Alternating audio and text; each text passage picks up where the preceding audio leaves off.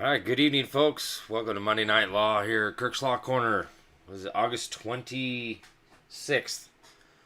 2024? How's everybody doing out there? Staying warm? Enjoying the cooler weather? I sure am. It's definitely cooling off a little bit. Not quite so hot here in Idaho. We're not in the 105, 100 plus. We're down to 80s. So it's been nice the last few days. So I hope everybody else is getting a little bit better weather. I know that there's certain parts of the country, nation, whatever, that are still experiencing some crazy ass weather.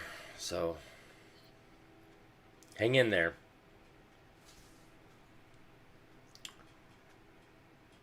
I have a feeling there's gonna be a major change coming. Just a weird feeling, you know?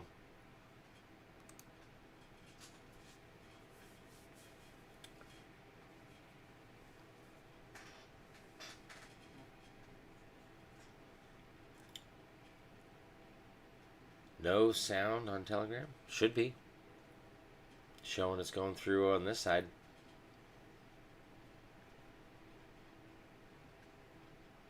Okay, good.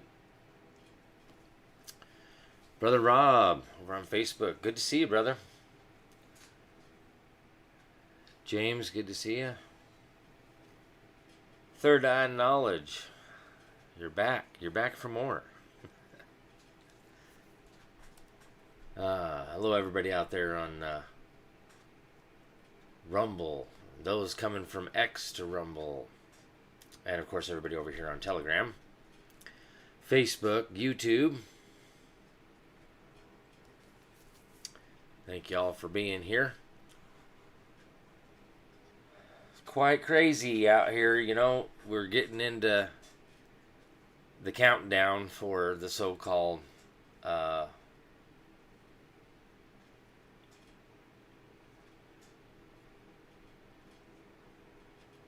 election coming. I was just reading a comment here.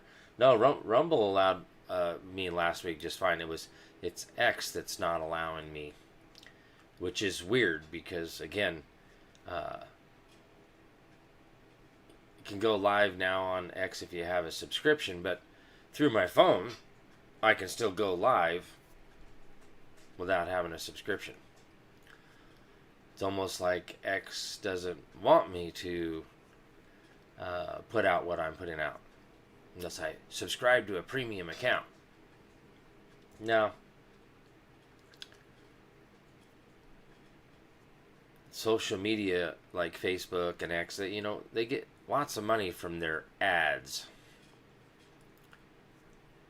And in my mind, and especially in today's day and age, all that stuff should be free to use. With the amount of ads that are pushed in our faces and crap anymore on Facebook, it's like it's more ads than posts, which is one reason why I like Telegram. No ads, no nothing, just whatever I put out there, that's it.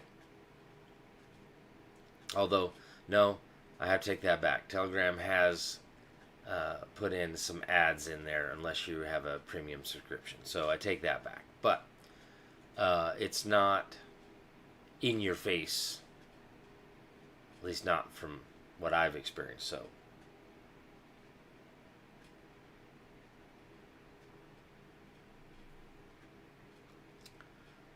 that's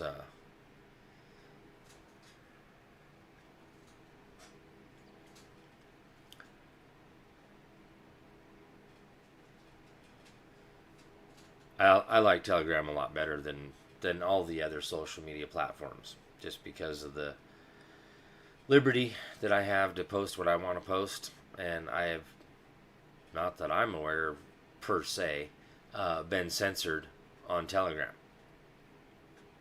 with the exception of that one video that I put out there, the little 3-minute video of me at the legislature redressing my grievances over there. I've had to upload that like, what, 3 times now.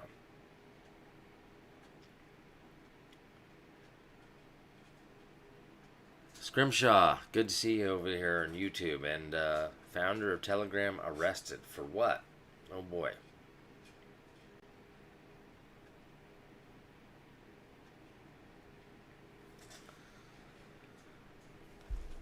Now I got to watch a little bit of that Trump's video there, the Arizona one. There were some good things on there with RFK Jr. Diesel D's, good to see you, brother.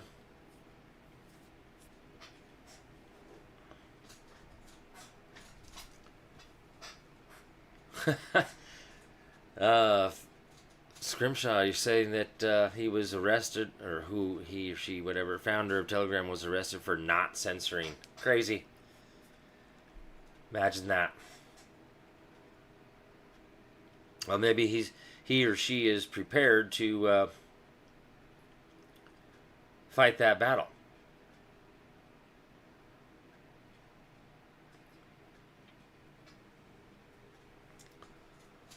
You know, that's the thing is about you know, the right to freedom of speech and the right of the press. A lot of people get it mixed up. And I know they kind of do go together. But why is it called social media? Is that not the press? It's just in a digital form now, you know, with the technological advancements that we have today. It's not the same as the press, as in printing press, where they printed flyers or newspapers. That's what we call now newspapers. But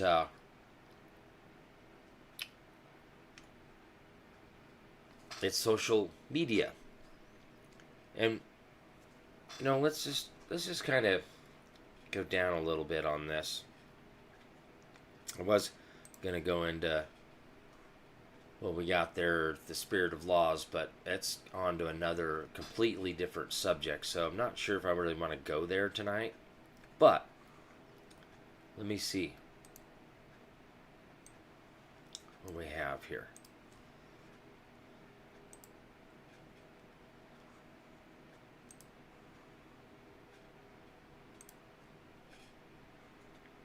Look at some of our rights here.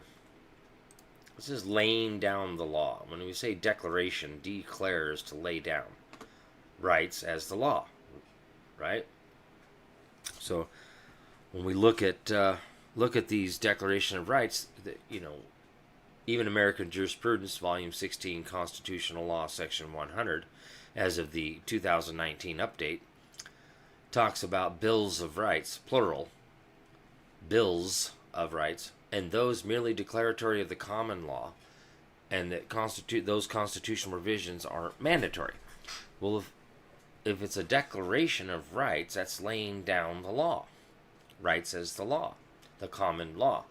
And the thing is it's already the law, because technically speaking, the common law, even like Blackstone talks about, that it's the lex non scripta, the unwritten law. Because it's supposed to be self-evident. That's why it's called common, like common sense law. The Declaration of Independence is supposed to be self-evident.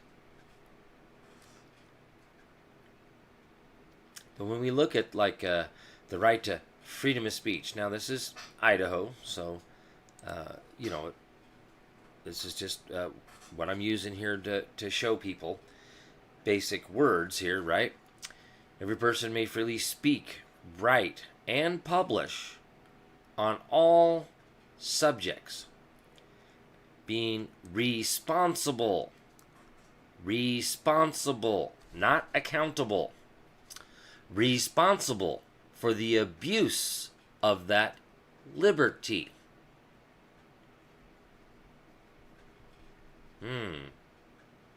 Is that a fundamental liberty interest? Is it a fundamental right?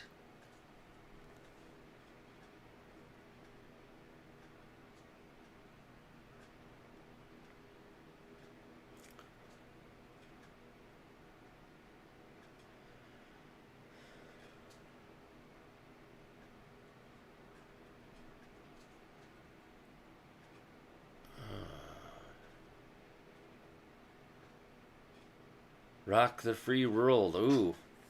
Is that Eager Beaver?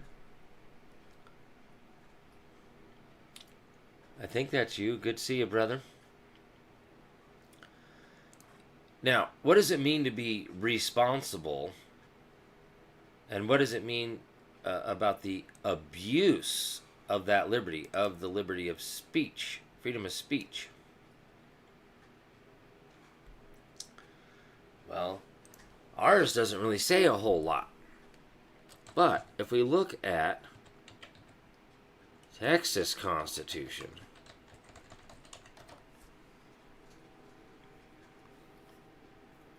I want to show you something because I found something interesting in the Texas Constitution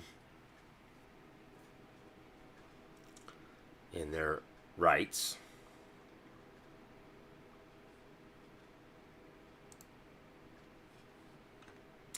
Regarding that freedom of speech.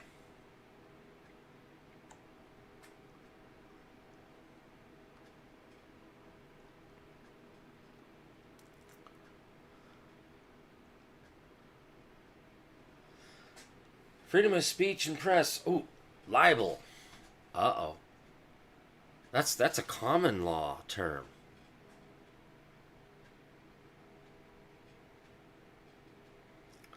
Every person shall be at liberty to speak, write, or publish his opinions on any subject, being responsible for the abuse of that privilege.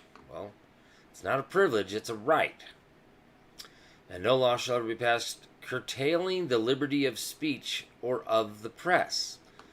In prosecutions for the publication of papers investigating the conduct of officers or men in public capacity, or when the matter published is proper for public information, the truth thereof may be given in evidence. And in all indictments for libels? What? Why would there be an indictment for libels? The jury shall have the right to determine the law and the facts under the direction of the court, as in other cases. So one thing to pick out of here is the fact, as in other cases, the jury is supposed to determine the law and the facts. And then again, supposed to have an indictment. Gotta have a grand jury indictment, because that's due process of law, a real trial by jury. And that's what it means by being responsible for the abuse of that right, that liberty. It's not a privilege. I mean, bad choice of word there. Considering this is in a Bill of Rights, it's not a privilege. It's a right. But notice that it talks about that we have the right to publish our opinions on any subject.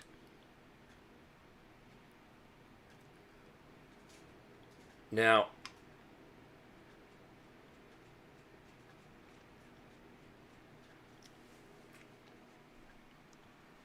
I'm going to show you one other little thing here from our Idaho Constitution about corporations being public or private, which is Article 11.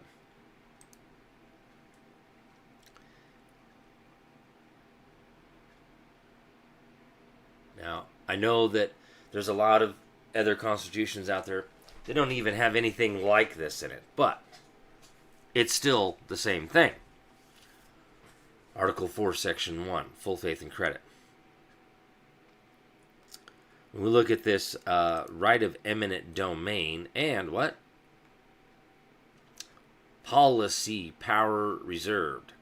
The right of eminent domain shall never be abridged, nor so construed as to prevent the legislature from taking the property and franchises of incorporated companies and subjecting them to public use. The same as the property of individuals.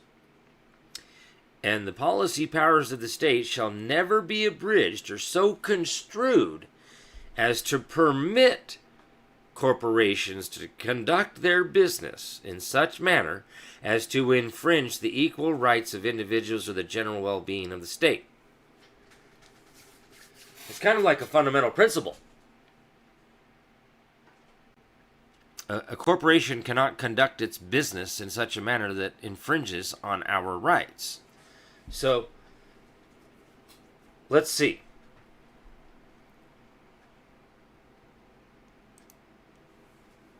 Can Facebook or YouTube or X or whatever, social media out there, limit the subject of what I discuss here? I mean, there's been YouTube channels taken down for certain subjects being discussed on YouTube. They tried to take me down.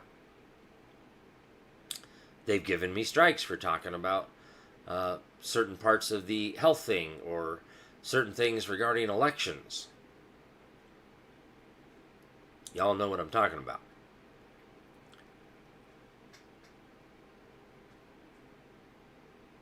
So, how is that lawful?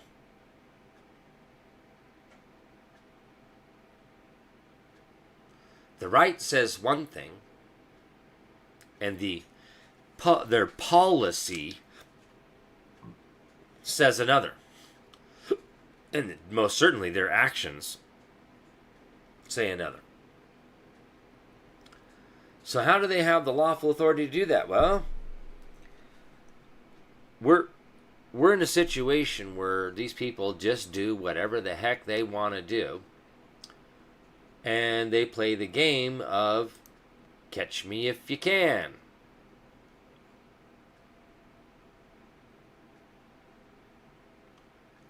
I see you over there on Rumble too as well, Eager Beaver, or The Report.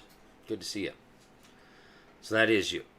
Hope things are well for you up there in Canada. So here we have a conflict. Now, which one stands on a higher plane? Our rights, or YouTube policy, or Facebook policy, or X policy, or whatever. Policy. I'm just my opinion here, but no, sorry, it's not an opinion. This is a fact.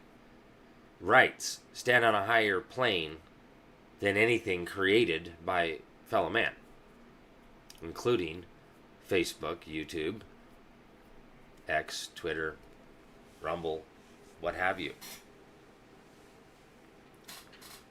So this crap about censorship is unlawful. On its face, it is unlawful.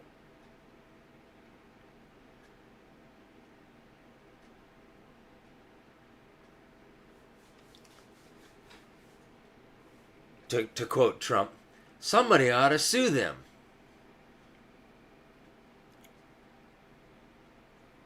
Hi, Jax. Good to see you.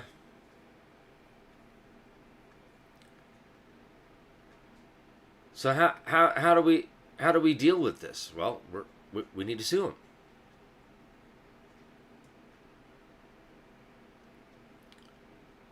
And see, another thing I want to point out here, just from the Texas one again, is that to determine the law and the facts, as in other cases, this isn't just for libel and slander, which is what being responsible. Those are the common law trespass, or common law crimes. We're going to say crimes, but trespass of, that's the abuse. When you're exercising the right to freedom of speech or the press. But one of the things is about libel and slander is if it's true, right? It's about the intent. Okay?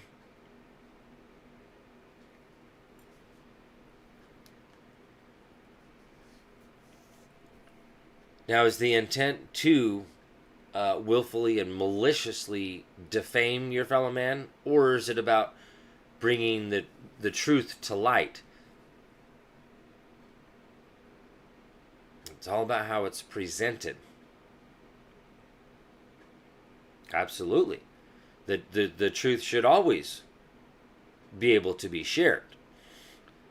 But it's how it's presented. If you're doing it to actually defame your fellow man, that could be libel or slander, verbal or written.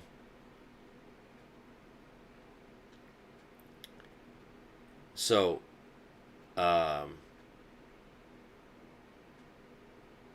again, it's about the intent, how it's presented. You know, when we talk about certain public servant as, you know, was recently convicted of a certain crime, right? Okay, and we come out and we talk about it, and that's it. But if you go into, oh, they're a bad man and they should never be elected official again or anything like that, then you start getting into defamation of character. Because now you're putting out your opinion versus the truth. You're taking the truth and you're using the truth as basically to defame, but as an advantage over that man to defame them. Let the truth be spoken and let the people decide. Right? Just give them the truth and that's it.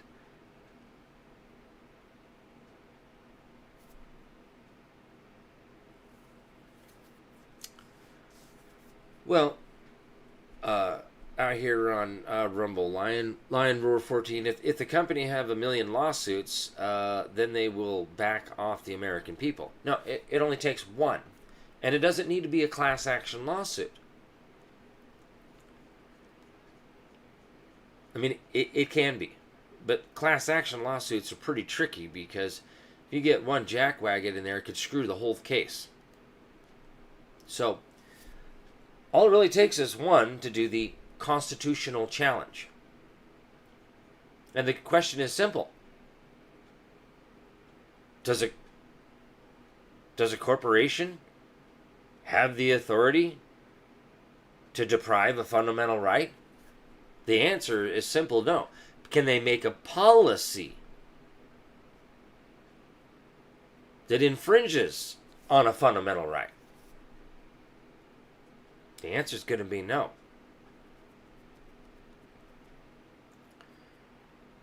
And see, the thing is whatever it is that they cite that says they can do what they can do is the constitutional challenge, which, what is that? I know Section 203 is what's been thrown around so many times, from what I understand. Section 203 of what? Some code? Oh, well, a challenge to the code. Because that's not law. Well, it is law. It's Roman civil law. But it's a foreign jurisdiction. It doesn't belong here.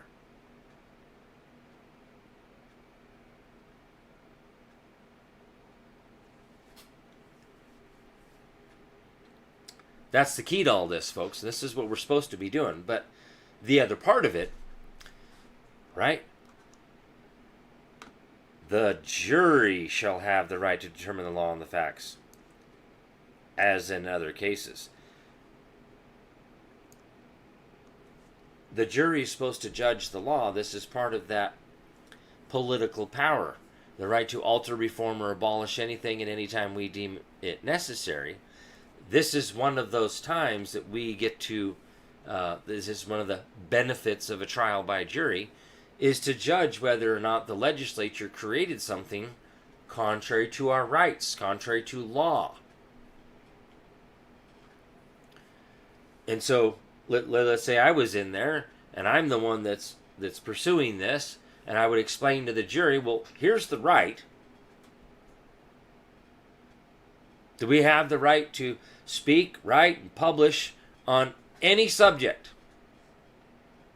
Being responsible for the abuse of that right, which is libel and slander.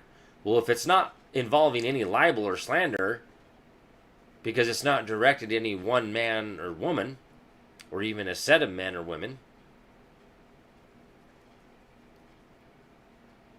There's no right to censor what we speak, write, or publish. You can only hold them responsible if they commit the common law trespass of libel or slander, that defamation of character. And then, like it says, the truth thereof may be given in evidence. If it's true, then you can't. It's not libel and slander, unless, like I was saying, there's that other part, the twist to it, that you're actually trying to defame them versus publishing the truth. You're starting to, use the truth and twist it to your advantage to disparage your fellow man.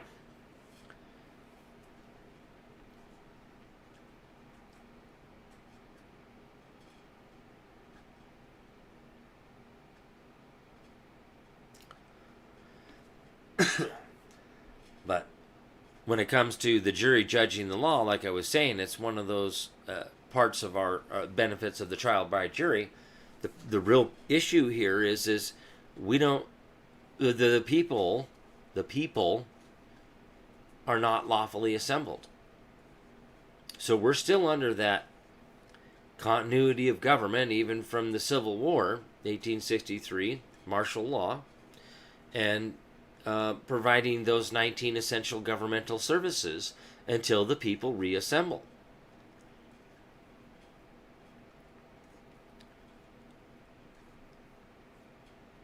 Now, when are we going to do that? Do we want to be self-governed? Do we want to have the power, grand juries, petite juries? Do we want to exercise those powers? Do we want to run our own common law courts?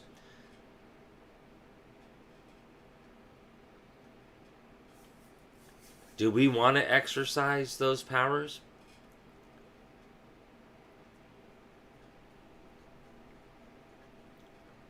Diesel. Yes, I know, brother, right? Absolutely. The 5 of us, or 6 of us, 10 of us, 100 of us that are on the National Assembly call on Thursday nights. But we need thousands and thousands and thousands of people in each county. Like, again, was reading there in the Northwest Ordinance of 1787. Got to have 5,000 able-bodied males as the militia, because we have to be able to defend what we create. So that's one of the parts I was meaning about. We have to have thousands, and that's just 5,000 was in one district. Because remember, the militia is composed of the body of the people themselves. So, if we're going to be self-governed and have this Confederate Republic, we're united, the people are united, we got to have the people.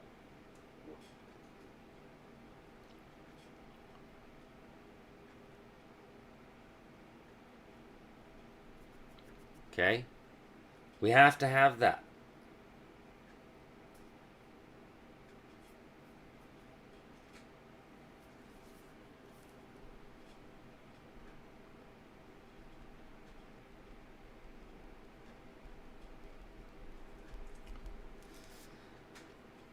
Oh, man.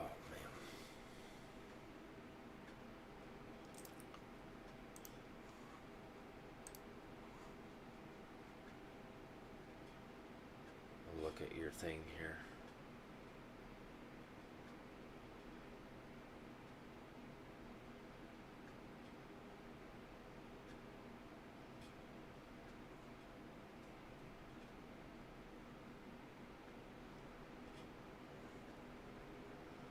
No. think that's legitimate.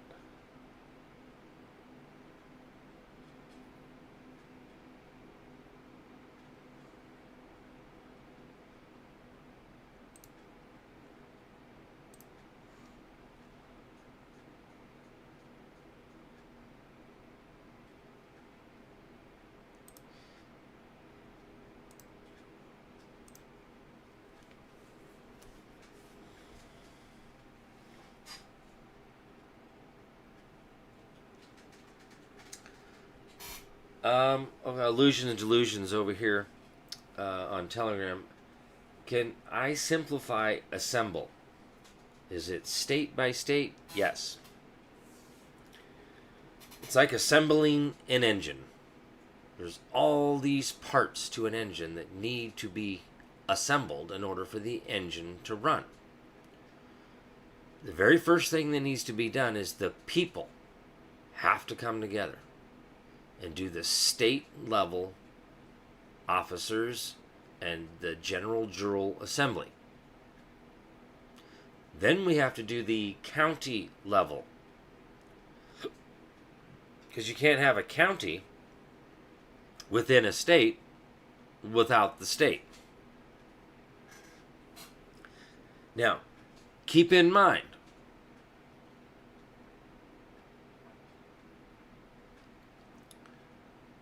what was I going to say? Keep in mind that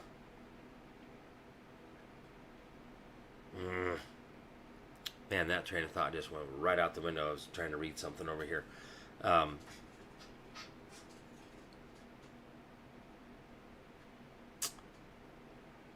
Yep. I guess just the state level is 35 people, right? We have to have that. Then we have your county levels. And then once we have that fully assembled, that's the part of the common law side, and we're going to need a lot more people. A lot more. A crap ton more.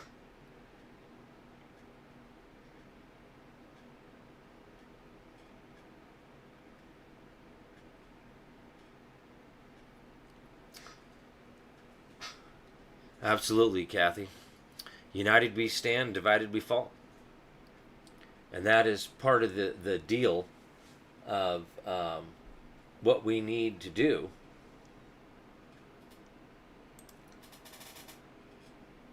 Please stop posting links to crazy stuff. Okay?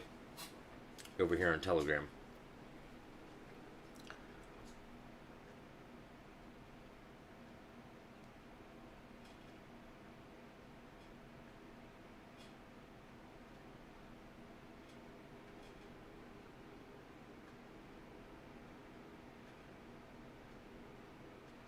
Yeah. And then, because, oh yeah, that's what I was going to say. Keep in mind that the states are already created. All we're doing is reassembling. So it's like the engine is already there. It just needs to be put back together. All the parts are laying around. We just need to gather the parts up and put it together and make it run. And because it's not, we have this government de facto. We have this de facto engine over here running what we call government. They're providing these essential services because all political power is inherent in the people. Without the people, we don't have a legitimate government. It's total chaos.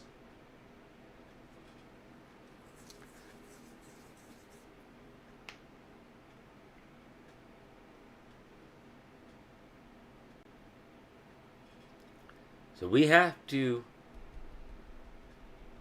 reassemble. We have to get united, unity. And part of the things is they're trying to cause division. Let's start with Republican versus Democrat. One of the greatest divides of all time. How many people know that Thomas Jefferson actually created the Democratic Republican Party? There was no such thing as Democrats and Republicans. And that was in opposition to the Federalists and the Whigs. See, that was the parties back then. Federalists and Whigs, which James Madison was a Federalist. Alexander Hamilton was a Federalist.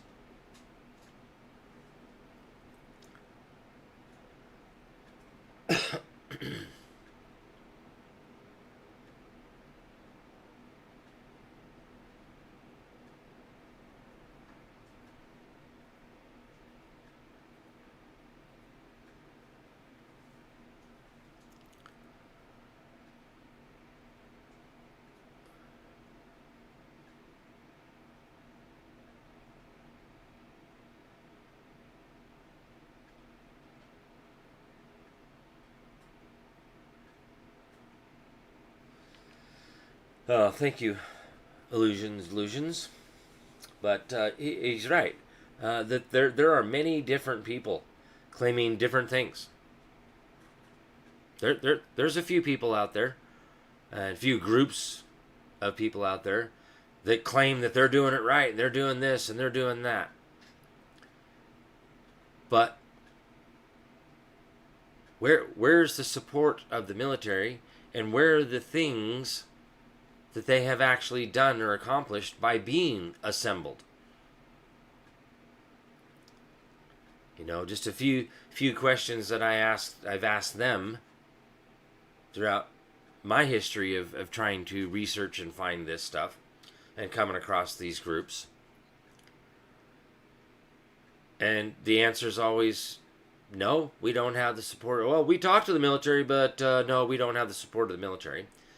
Number two is, well, we haven't done anything. We're what? You say you're legitimate. Do something.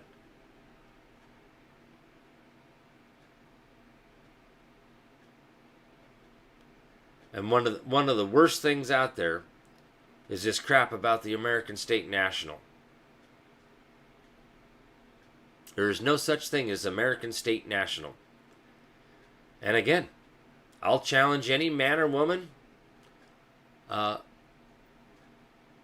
including the one who started all that, Anna von Reitz, whatever your names are that you want to go by there. I'll challenge you to a debate live on American State National. But you're going to have to bring some law. And I mean real law. And I know that you can't, because I've already debunked it. I've already showed the fraud. But I welcome the challenge. Anytime. We could do a live debate, and we'll see what's up. But I highly doubt any man or woman out there promoting American State National will take me up on that challenge. Because every one of them that I've ever come across, like in person, well, can you cite the law where that comes from? Huh? What? What do you mean? Cite the law where American State National comes from. And they can't. So, how are you going to come to me and talk to me about becoming an American? I need to change my status and become an American State National, but you can't even cite the law where it comes from. Doesn't that seem odd to anybody besides me?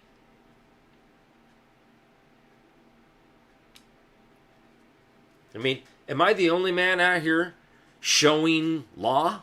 Like what's on the screen right now? Facts of law as it is written? I'm not cherry picking. I'm showing the actual letter of the law and the full context of exactly what it says as it is written.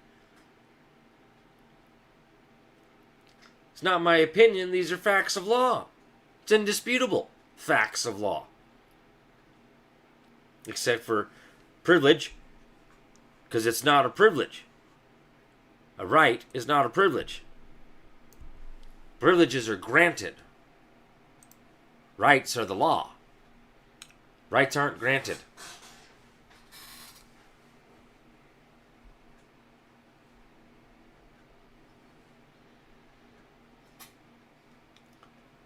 That's right. That's right. The Michigan Assembly is where National Assembly started, and one of their members moved to Alaska and started one there. Those are the two states that are our mentors because they have lived the experience. Absolutely. Destry. Destry was part of the Michigan stuff clear back in 2012-ish. Okay? And guess who was part of all that? Carl Miller. That's the one I found and started studying from. And when he was talking about this stuff, I'm like, I need to find this. This Project Blue Book. Which, in my mind, is that citizenship manual. Plus some other, there was something else that was out, supposed to have been published and come out and didn't.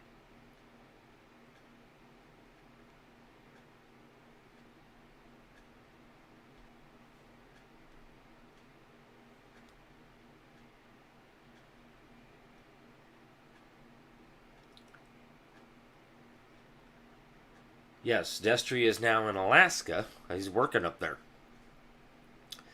So he assembled the state level of Alaska.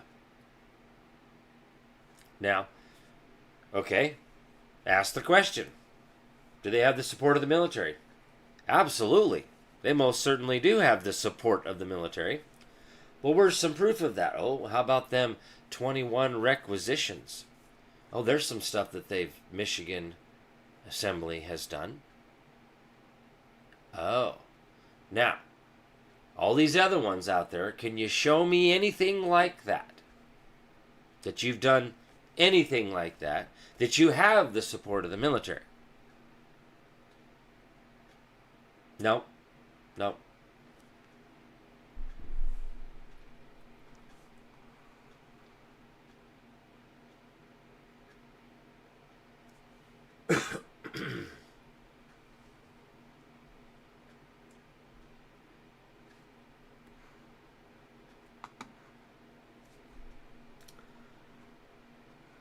Now, perfect example right here. People do not understand how that right to freedom of speech or of press to speak, write, or publish his opinions on any subject. That's right. On your own social media, on your own creation. It's called intellectual property. Property. Right? Like, I created my Telegram channel. I created my Facebook page. Okay? That's for me to publish on. Now, anybody who comes onto my property, I have the right to remove that. Now, what we're actually talking about, initially what I was talking about was Facebook doing that to me. I have every right to choose what's on my channels, my pages, my intellectual property. Like, let's say I just don't like cats, and people are posting things about cats. I have every right to remove that off my intellectual property. Because I don't like cats. Not true, I'm just saying. If that was the thing, and I'm giving that as an example. I have every right to remove that from my intellectual property. Now, there's nothing stopping anybody else from going on there and creating their own channels, their own pages, their own social media, and publishing the heck out about cats. That's the difference.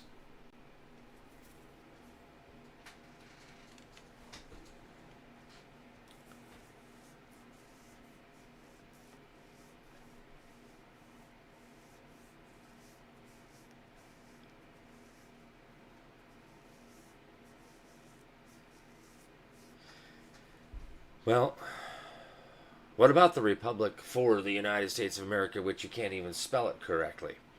So let's just show the truth. Go to the Articles of Confederation and see that Confederate Republic that was created and what the name and style is. And how it's written. Right there. The style of this confederacy shall be the, with the capital T, United, with the capital U, States, with a capital S, of, lowercase o, America, with a capital A. And notice that it's in quotation marks. That is the proper term. The United States of America. That is the Confederate Republic. We're not a democratic republic. We're not a aristocratic republic. We're a confederacy, Confederate Republic. Confederation, perpetual union. Union is that league of friendship, which makes us a confederacy, not a democracy or an aristocracy. We're a confederacy because we're united. All of the states of being have united to form the perpetual union.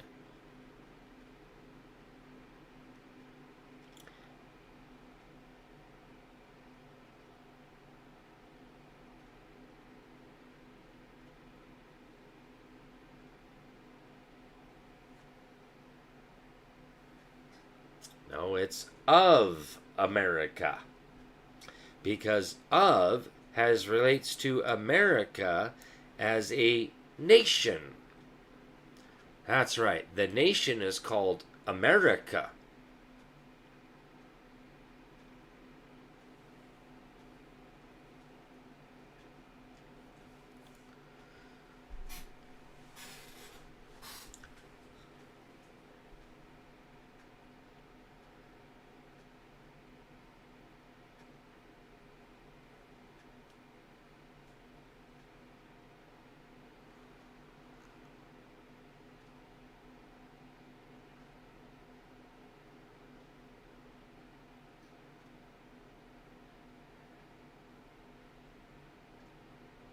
Yeah.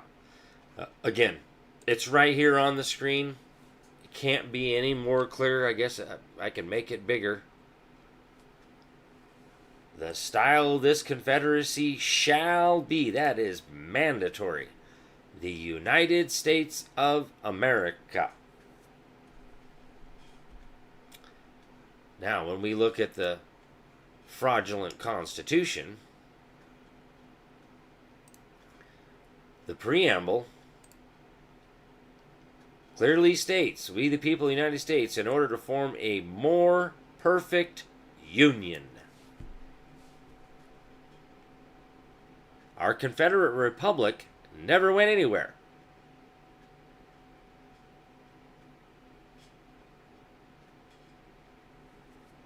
And this is where we got to get into what actually happened at the convention there, supposedly to make it a more perfect. More perfect. So it was already a perfect union. They just wanted to make it more perfect. The Confederacy never went anywhere. We are a Confederate Republic. That's what was created.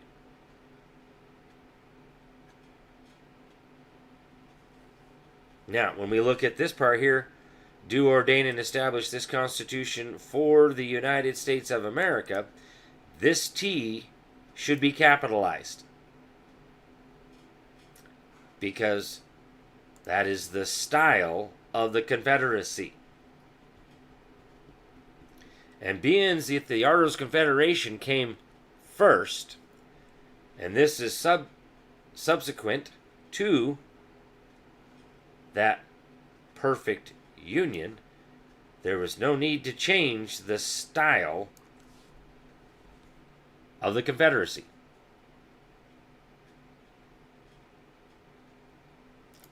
So I don't know if law.cornell.edu here, got it wrong here, which I'm pretty sure that they do, because if I remember right, union is actually capitalized, and it should be capitalized because that's a thing in a proper noun.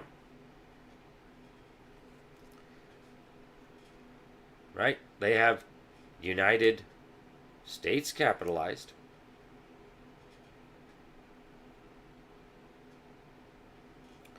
If I remember right, some of this was actually capitalized, like J for justice and domestic tranquility was capitalized. So, we're looking at a website.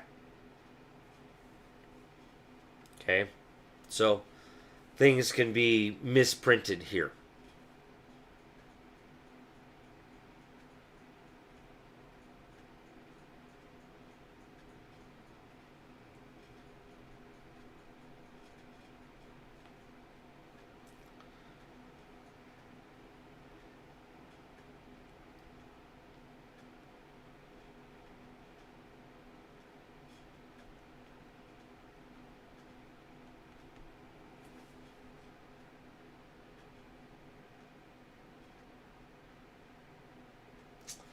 Right? Yeah, we definitely need to get this assembled.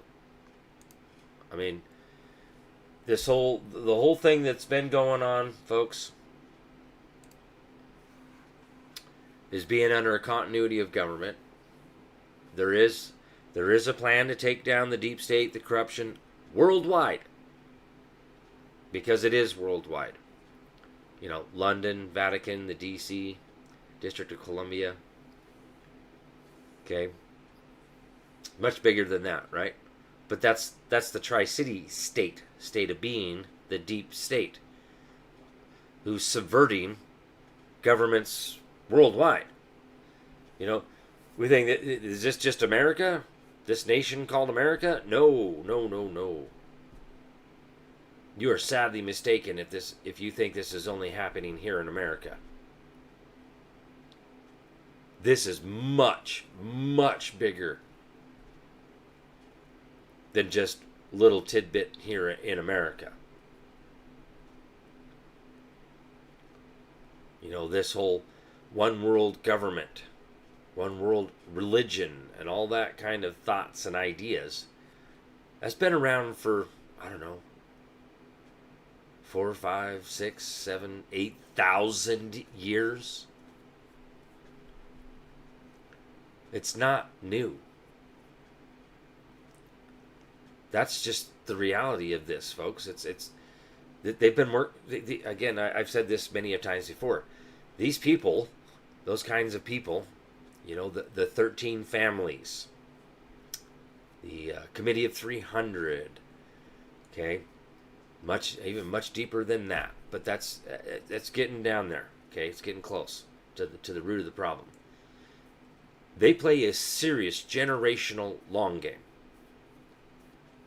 and I like to reference the Sestakay Trust Act of 1666, which was implemented and designed to enslave mankind. Then we get into, the creature from Jekyll Island. What happened in Jekyll Island in 1913? The Fed being created in 1933. Woodrow Wilson signs that into law, supposedly on Christmas Eve night. Okay? So,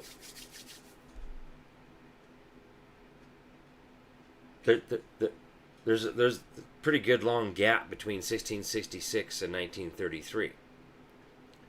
That's what I mean by a serious generational long game. These people play a long game like nobody's business, okay?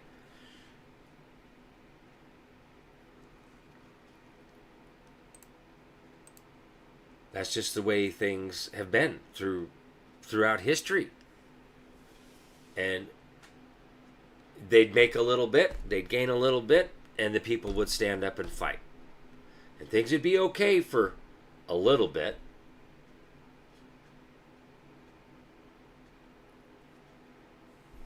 And then, well, slip right back into the corruption.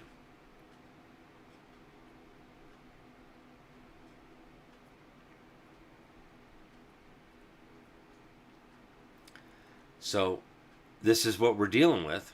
Again, serious generational long game.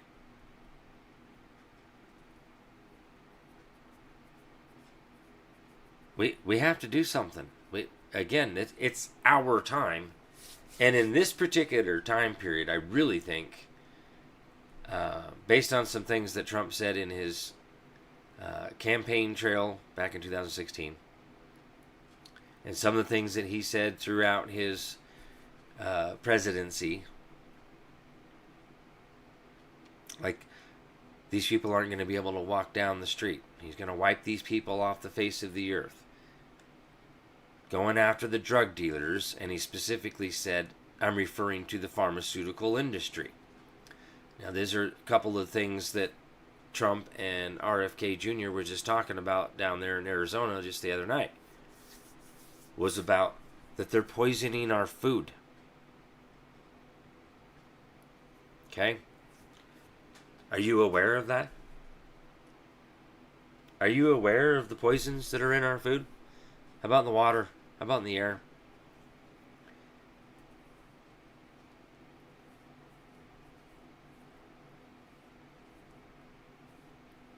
How about the whole pharmaceutical industry? Those are drugs, pharmaceutical drugs. They're manufactured, they're synthetic. None of it is medicine. Medicine is natural. Now, here's an interesting fact for people. Cannot patent nature. That's right. You cannot patent nature. So, think about that. Why is it called a pharmaceutical drug? And then they say that, whoa, we're practicing medicine here. I'm missing comments because it's not automatically advancing. Sorry about that.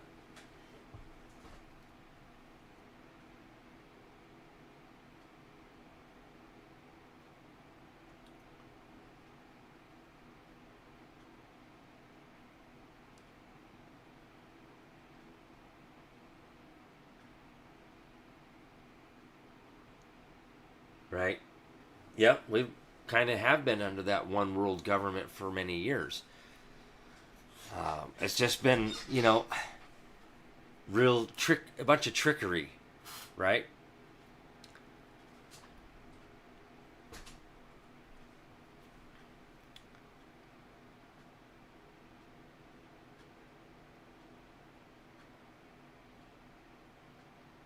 Let's see who goes down.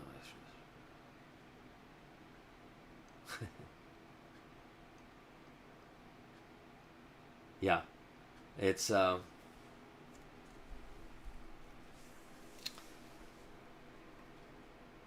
again, cannot patent nature. And if it comes from nature, it's natural. It's medicine. Vitamins is medicine for our bodies. Our bodies need those vitamins, nutrients, minerals. But there's certain metals that are bad for us in excess, like aluminum. Not good. Now you want to talk about Alzheimer's. There you go. Think of our brain as like a computer circuitry, right? We build these neuropaths in there for communications. It's like it's electricity essentially. And think about your electrical panel in your house. And let's just dump a whole bunch of metal, flakes of metal inside your electrical panel. or your computer.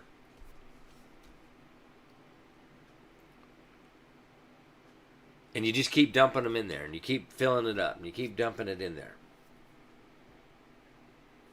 Eventually, some things are going to start shorting out. That's Alzheimer's.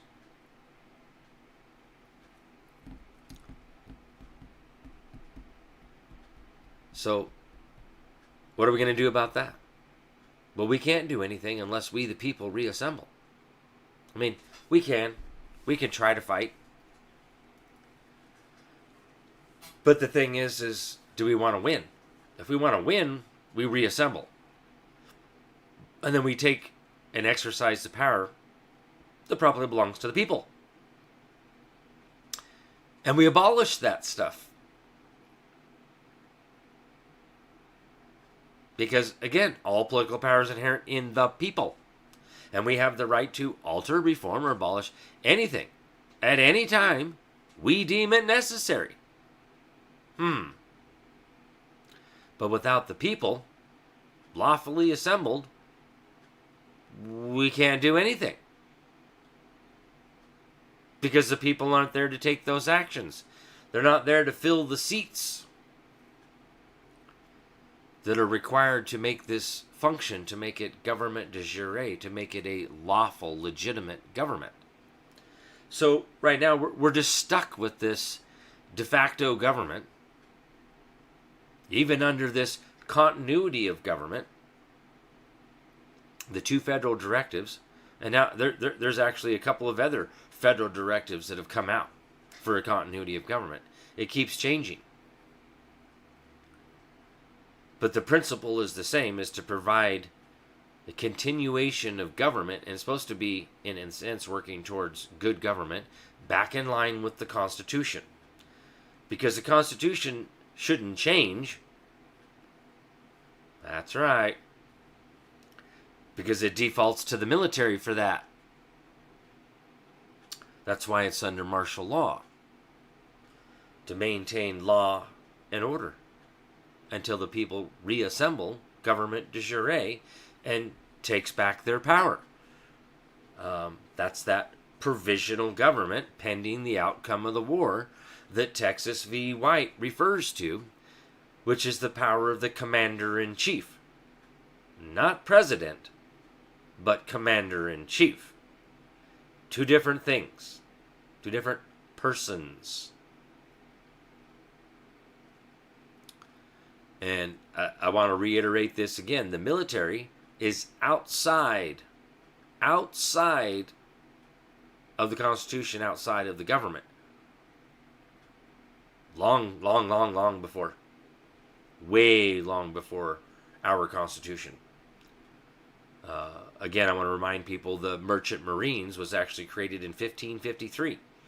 So, wait, wasn't 1553 before 1776? Before 1781? Before 1787? Before 1789? Before 1791? Yes, yeah. 1553 is a couple hundred years before that. Okay? That's what I'm referring to is, and you know, that's the civil power that's referred to in just about every state constitution, is that the military is subordinate to the civil power. That's us, the people. We have that power. But again, we have to assemble the people. Where are the people?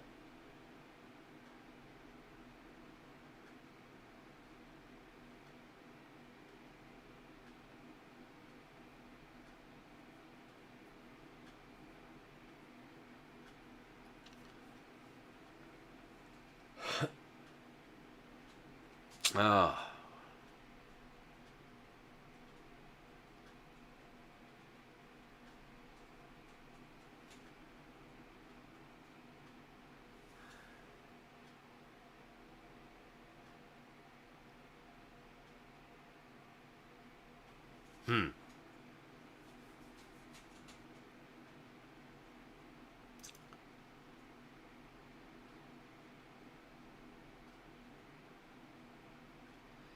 Yeah, it's just, you know, and this is everywhere. right? Because this goes back to the law of nations, regarded as international law. It's everywhere. The people are the sovereign body politic. The people have the right to alter their form of government. They just have to come together en masse and say, we've had enough of this. Right? We don't change the forms of government, like it says in the Declaration of Independence, not for light and transient causes.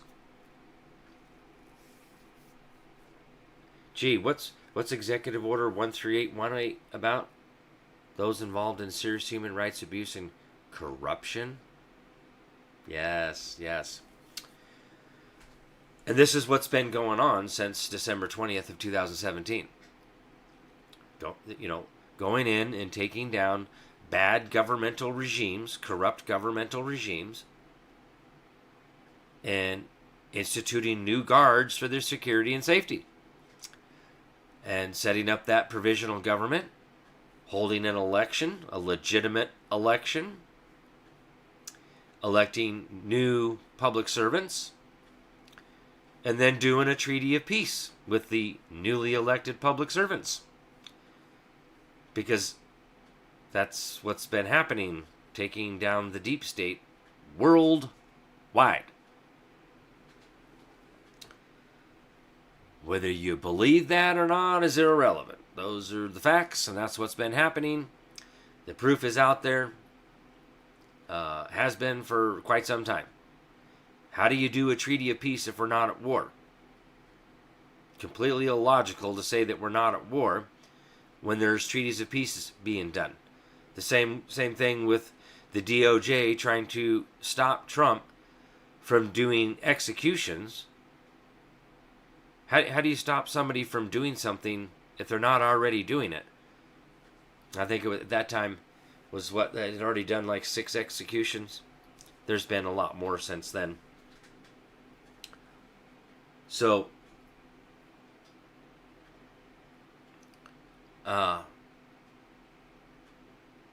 these things have already been happening, folks. I mean, there's no ifs, ands, or buts about it. And there's a lot of truth deniers out there. Even some of the so-called patriots and, Trump supporters from before. But mostly, we're still dealing with the brainwashed and indoctrinated people from mainstream media. That all they do is they sit there and regurgitate what was said on mainstream media. They don't have any knowledge themselves. And they can't articulate anything factually. All they do is regurgitate what mainstream media, just push the play button. And you can always tell those same people because they all say the same thing. Because it's the same verbiage from mainstream media. But when you challenge them and you present other facts, yeah, we're the ones that don't know what we're talking about. Right. Okay. You and many other people that are like you are in for a serious awakening when this does all come out. And it is going to come out.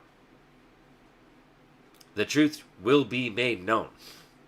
There is no ifs, ands, or buts about that. Oh, that's one of the other things I wanted to bring up.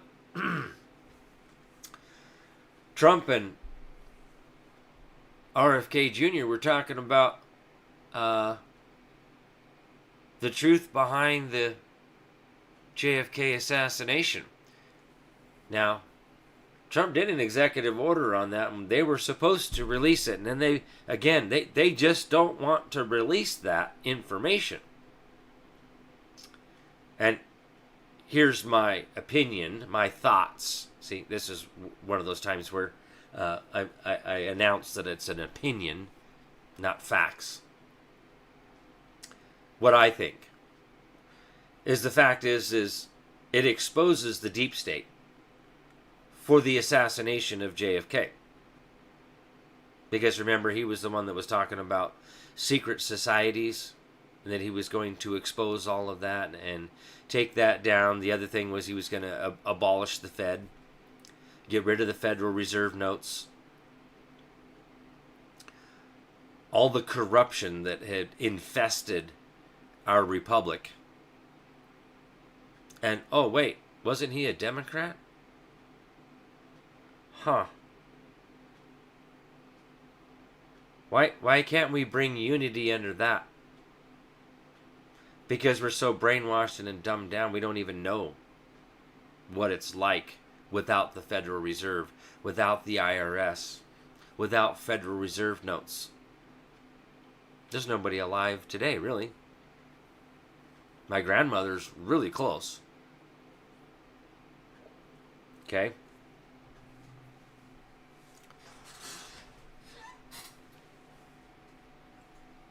But it would expose the deep state. And people would freak out because of that truth. It's about timing, I think. So, I thought that was quite interesting that Trump brought that up. That if he gets elected president, that he is going to make sure that that information gets released, which in my mind falls right in line with the 7-year plan, and to expose the truth and, to wake everybody up. For those of us that, have even a modicum of being awake to the truth, satanic rituals, child pedophilia, eating babies, sacrifices, organ harvesting, human trafficking of men, women, and children for whatever purposes you can think of. Again, I talk about Ukraine. Ukraine was the world hub for all that stuff. Arms deals, drug deals, okay? Money laundering, that kind of stuff. Why do you think Ukraine is such a big deal? Why do you think Israel is such a big deal? Because that's where that 13 families and the bankers hang out. That's where the real deep state really hangs out.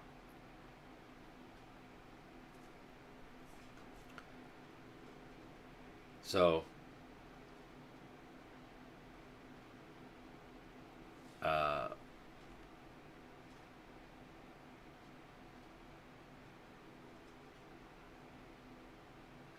yeah, it's just a matter of time, folks. It's all being played out.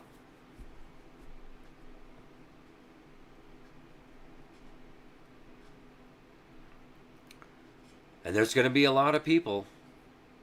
I mean, a lot. They're going to be forced to see the truth. And in my mind, this is the way I looked at it from years ago, was the fact that some of this stuff is so overwhelming that the general population would literally lose their minds with the truth. Now, I have a feeling that that's the reason why we're going through worldwide right now. This isn't just America that's going through this stuff, folks. Okay, worldwide, to wake the people up, to go, what the hell's going on? I mean, that's it. To trigger that reaction to the actions being taken is just simple. What the heck is going on? And to stop and take a look around. That's it. Start doing some research. That's what all this has been about for the last 7 years, almost 8 years now. Well, technically speaking, it would be from December 20th of 2017 would be December 20th of 2024 would be 7 years. So, but in essence, that's what's been going on, is to make the people feel to a point, feel the pain, to a point where they go, okay, I've had enough. What the hell is going on?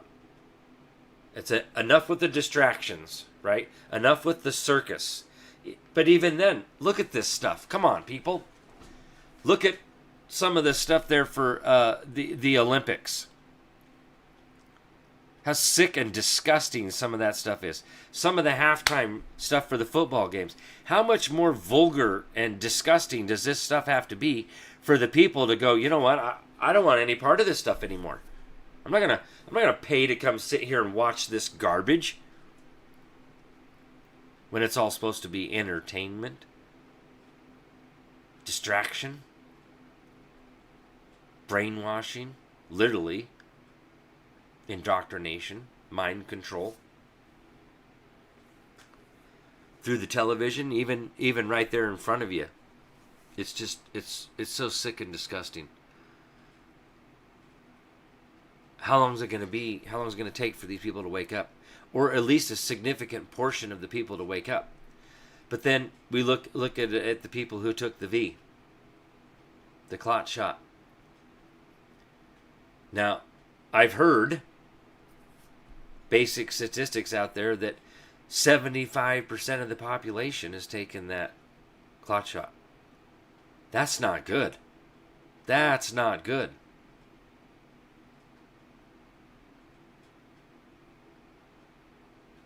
That's not good at all.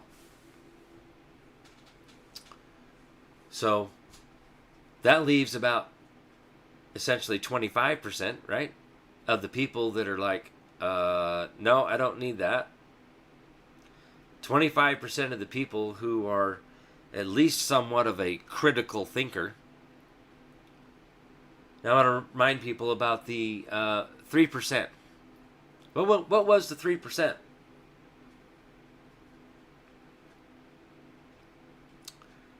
The 3% originally was the amount of people who were willing to take up arms and defend. That's where 3% came from.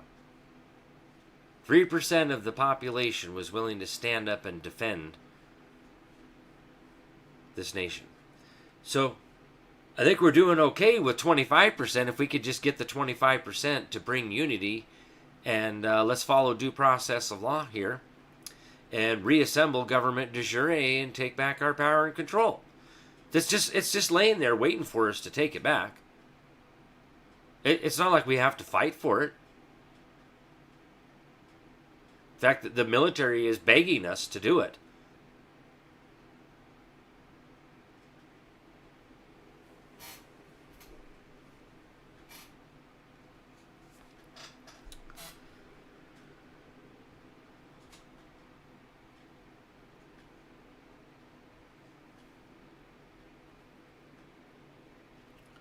So,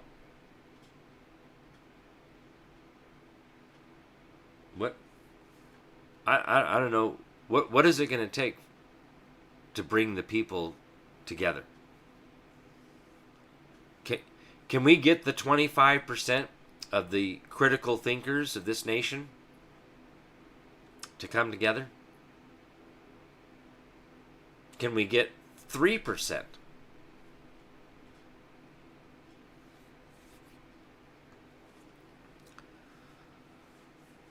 I don't know. I know that, I should say, I think that fear has a lot to do with it. The fear that, that if we try to do this, that the deep state, the bad actors, the corrupt, the FBI, whatever it is going to come in and try to, take us down. Well, yeah. We definitely have infiltrators that are trying to keep us from reassembling. But other than that, we're at a point right now where we get this reassembled, we're in control. And what we say goes. And the military is subordinate to the civil power. They need instructions, orders from the people.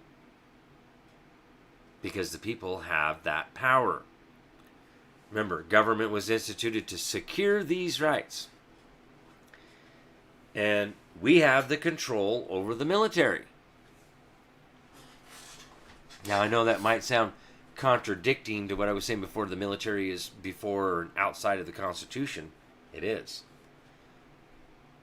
Because, see, what I'm talking about, the people and exercising political power comes from the common law, not from the Constitution. This is outside of the Constitution. The Constitution is the instrument of government.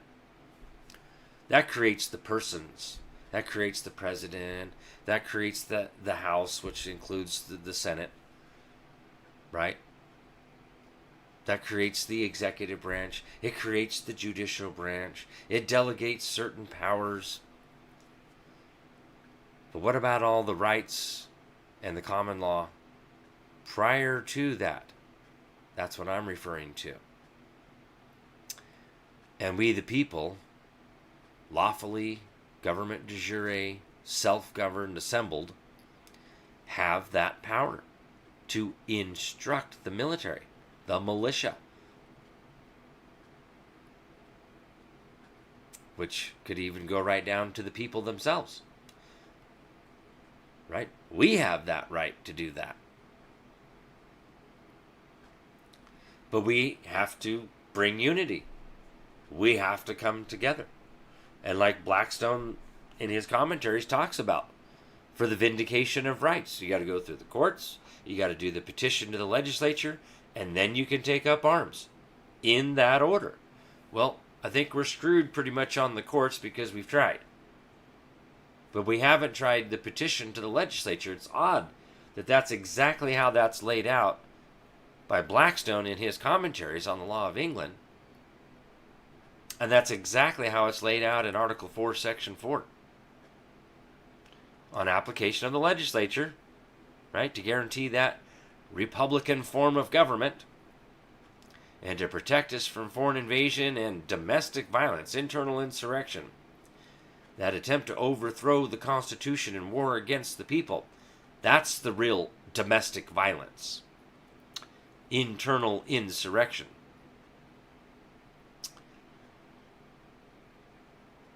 And if the legislature can't be convened, the executive. So if the legislature doesn't convene when we petition for the redress of grievances and grant relief as demanded, then we go to the executive. The executive that Article 4, Section 4 refers to is the military, the commander-in-chief. Okay? So, that's where we're at, fundamentally and principally, but in the end of it, guess what? We still need to reassemble. I mean, at the root of all of it, we still have to reassemble. We still have to have, a government of the people, by the people, and for the people. That's what our Confederate Republic is all set up to be, how it's supposed to work. Of the people, by the people, for the people.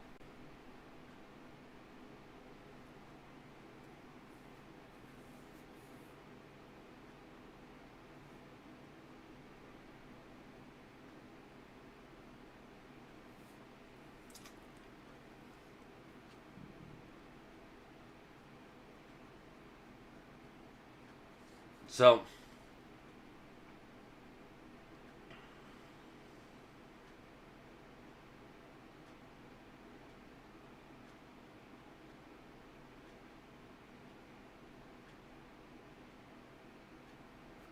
what?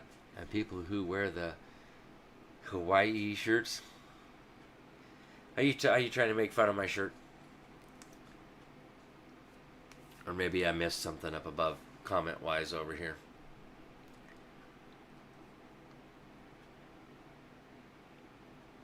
Would be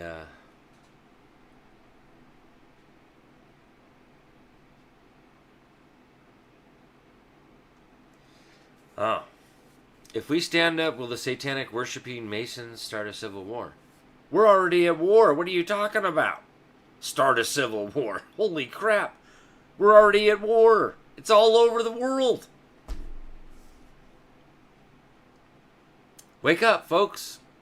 We're at war. We're already at war. Have been.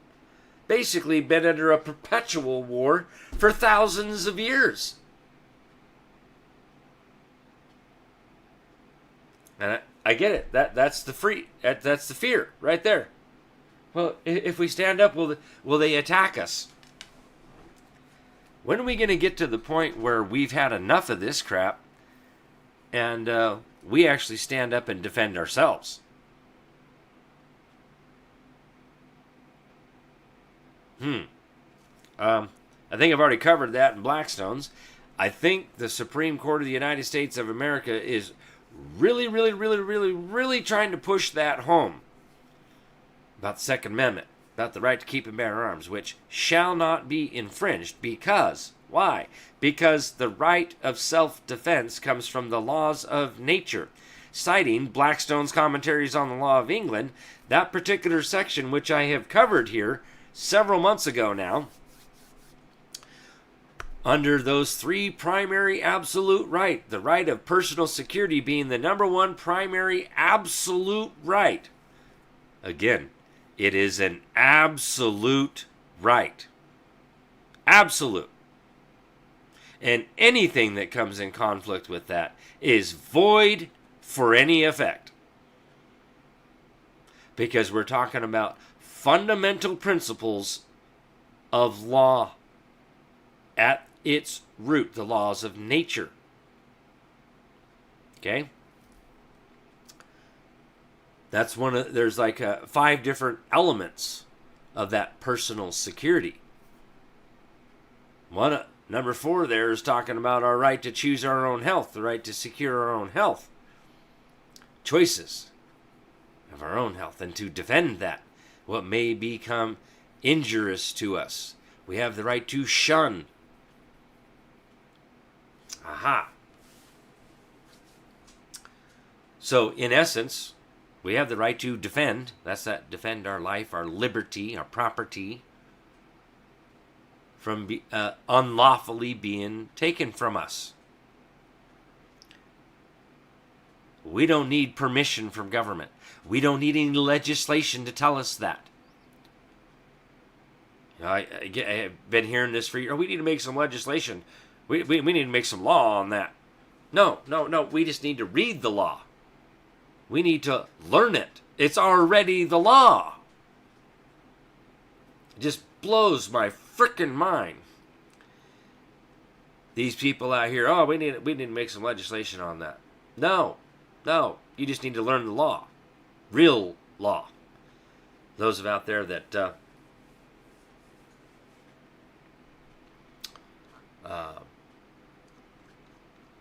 study this stuff like I have, which is probably few and far between, but those of you that have been hanging around me for a little while, those of you that have seen that on the screen, where I've read that straight from Blackstone's Commentaries on the Law of England, that the Supreme Court cited in the Bruen case, the New York State Rifle and Pistol Association versus Bruen case there when the Supreme Court heard it there in June of 2022. I went straight to that Blackstone's Commentaries on the Law of England, and all be damned, there it is. The right of self-defense, exactly what they cited in that case.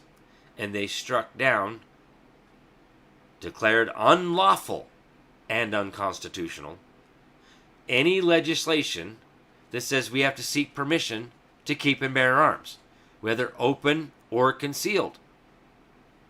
Which there were, as far as I remember, there were 9 states, I believe, at the time, that were requiring people to seek permission to carry arms. And I'm just talking about to carry, open carry, not concealed. But they made it very clear in the Bruen case, no. We don't even need to seek permission to be concealed. That keep it where? Wherever we want to keep it. Whether it's in my pocket, in my boot, in your hair, in your bra, in your purse, under the car seat, in your lap, on your hip. It doesn't matter. We don't need to seek permission to carry. Period. We don't seek permission to exercise a right.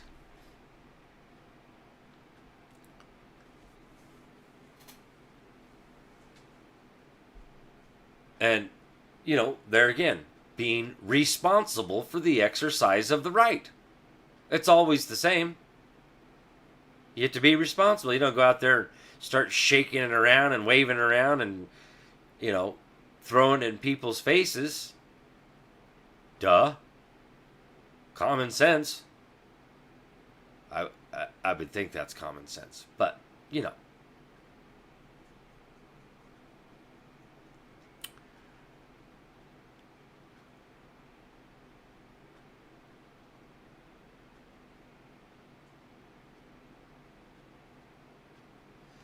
I love this.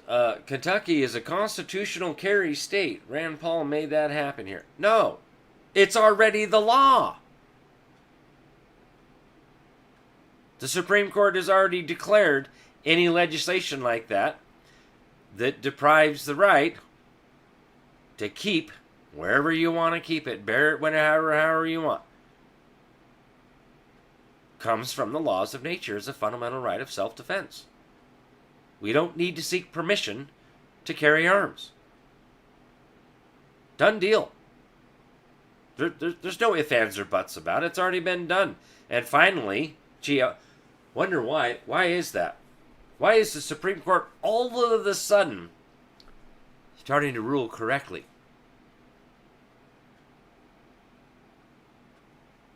Things that make you go,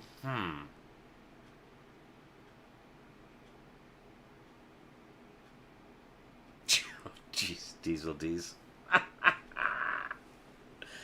I'm an A cup. My 1911 won't fit. Yeah, no, I kind of feel you there, brother. Anyways. Wait, you wear bras?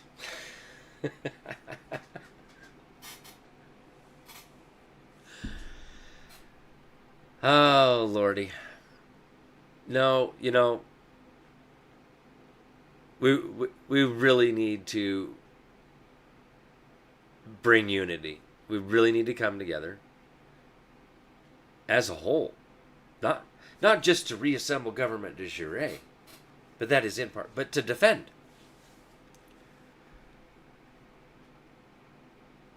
Right here locally. Your neighbors, our neighbors. Start talking with your neighbors. Say, hey, where are you at on what's happening? And just, kind of let them talk. And listen.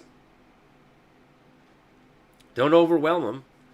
See where they're at. See if you can find some common ground to talk about. Don't, for those of you that are on here, and if you're actually, listening to me and learning from me, you're going to be much more advanced than they are. Plain and simple. Than your next door neighbor who, watches football or baseball or hockey or what. You're going to be so far advanced over them, right? If you think I'm way more advanced than you are, imagine what you are to somebody who doesn't have any knowledge of nothing. But this is what I'm recommending is literally go outside and talk to your neighbors. Start there. Strike up a conversation.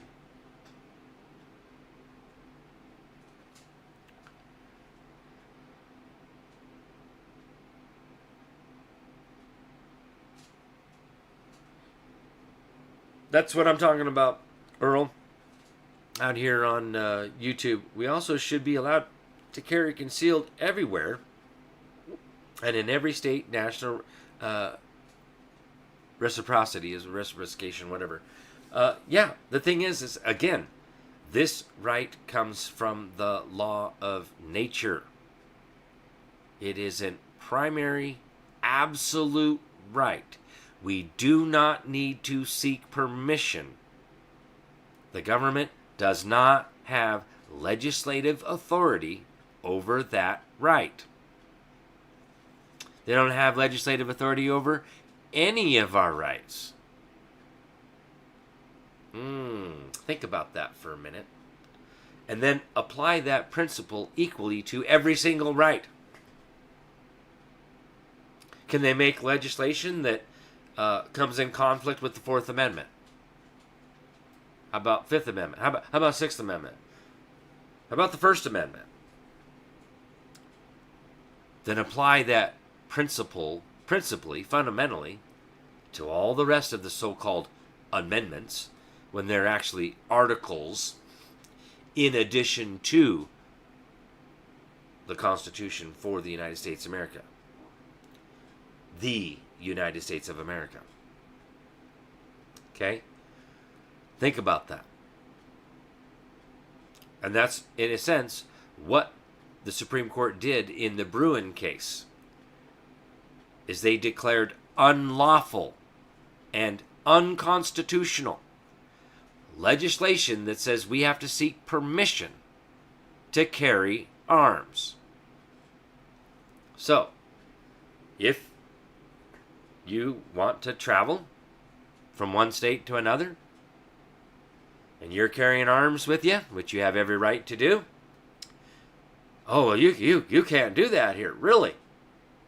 Well, New York State Rifle Pistol Association versus Bruen, Supreme Court already ruled that to be unlawful and unconstitutional in June of 2022. So I don't understand what it is you're saying. I don't understand any of it. I don't consent to any of that. I mean, other than that, if you get into a court case, motion to dismiss, citing New York State Rifle Pistol Association versus Bruen. Done deal. That's already been rehashed and rediscussed. Oh, that comes from the laws of nature, citing Blackstone's Commentaries on the Law of England. One of them primary absolute rights, the right of self-defense, is where that right to keep and bear arms comes from.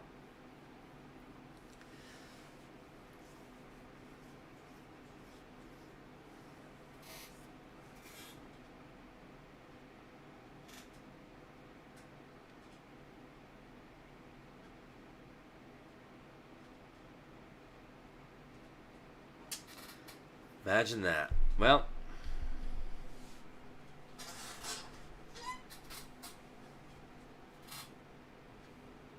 right. Bunch of actors, right?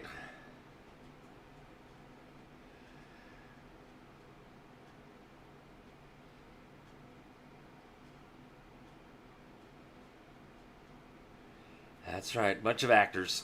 I gotta act. All right, folks. Last call for alcohol. Oh. Let's see what we got here. All right. Over here at the national-assembly.net, or national dash, not forward dash, not backwards dash, but just dash. Assembly.net. This is where we're at. This is the website. Okay. Right here, this tab says conference call info.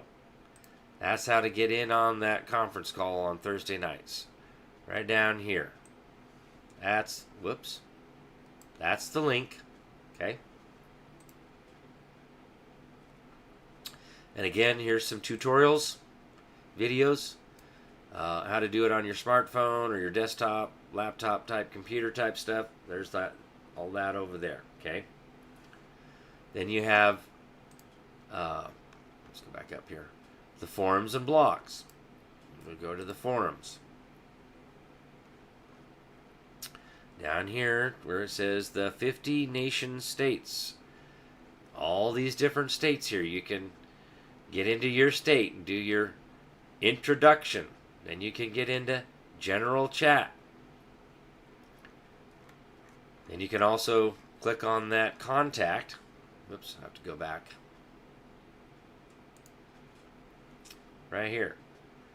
If you click on that email, that's going to take you to Content Manager 1, the number 1, at yahoo.com. Say, hey, I'm from wherever. I need to get connected with a coordinator, moderator, unless you're already somewhat of an assembled state. Okay?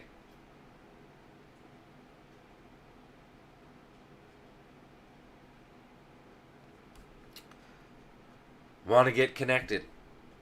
You want to be one of the people. Okay? There it is. That's how you do that. Okay? And then if you want to help support me, the way things are set up right now over here on kirkslawcorner.com.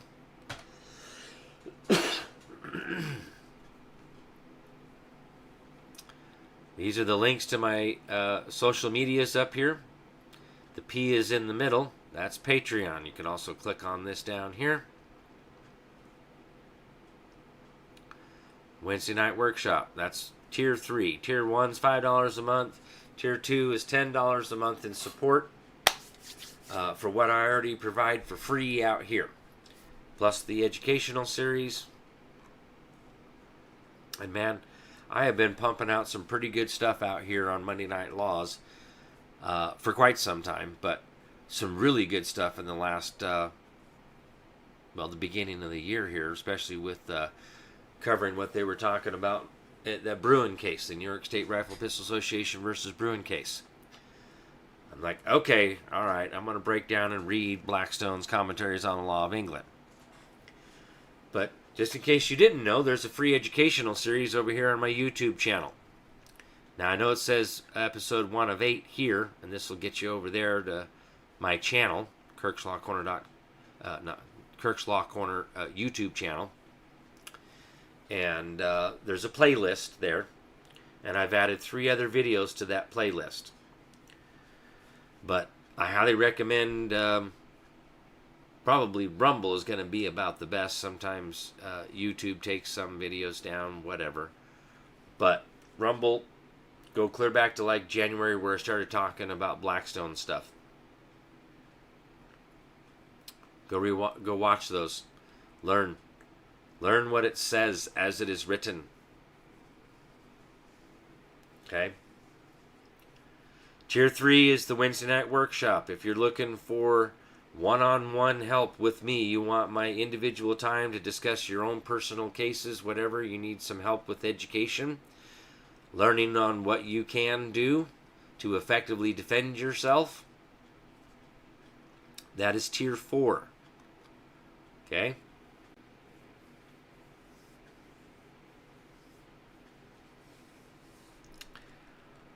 Other than that, folks, I greatly appreciate the support and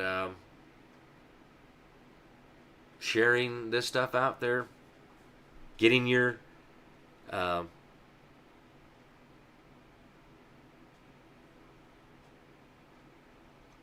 people together and doing this, getting the people together, bringing unity, reassembling government de jure. Again, don't forget about the library tab over here. All these great little books that are in here, PDFs. Start at the top, very first one. Start there. Work your way that way. Okay?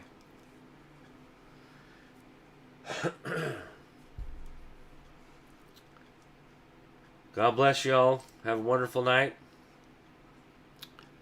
Thank you for being here. Make sure you share, and get it out there.